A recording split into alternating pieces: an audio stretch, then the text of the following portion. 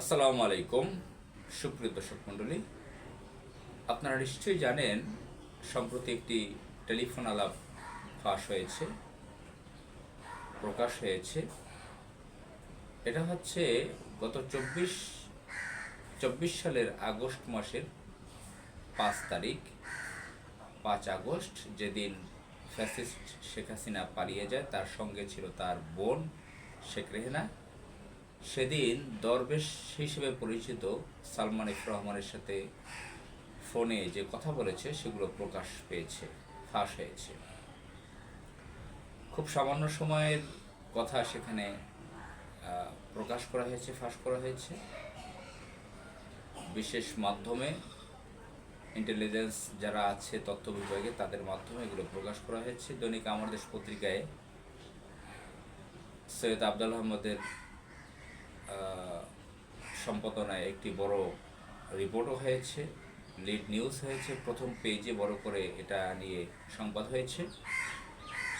Sheikh Rehena, Salman F Rahman কথা বলেছে, সেগুলো সেখানে তুলে ধরা হয়েছে এবং এ বিষয়ে কিছু মতামত তুলে ধরা হয়েছে।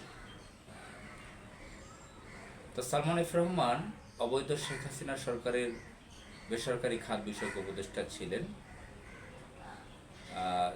তিনি বেক্সিমকো গ্রুপের ভাইস চেয়ারম্যান। আপনারা সালমান এফ রহমান সম্পর্কে জানেন যে শেয়ার মার্কেটের বড় ডাকাত, ব্যাংক ডাকাত। এবং তার পারিবারিক ঘটনাও অনেকে জানেন যে তার বাবা মুসলিম লীগের নেতা ছিলেন, মন্ত্রী ছিলেন। তার বড় ভাই সোহেল এফ রহমান,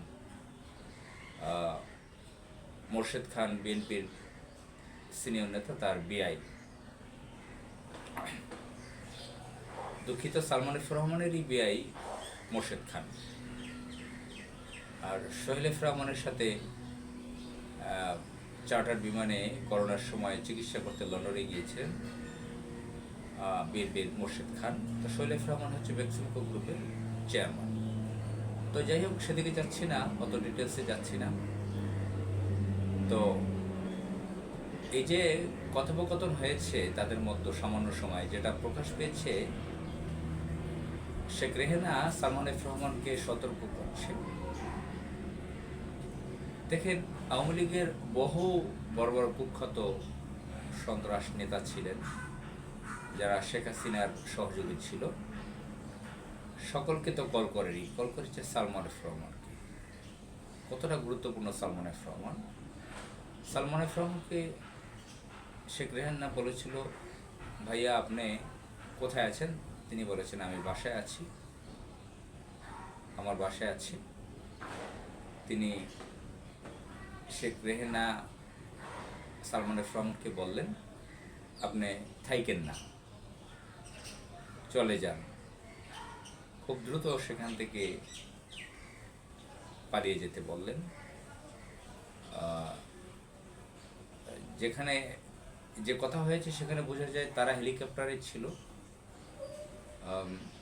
উঠেছিল, হয়তো হেলিকপ্টার ছাড়া হয়নি, খুব দ্রুত যাতে তাদের সাথে যেতে পারে সালমান এফ রহমান, এমনটা ইঙ্গিত করেছে। তো সাথে আনিসুল হককেও নেওয়ার কথা ছিল। আনিসুল হক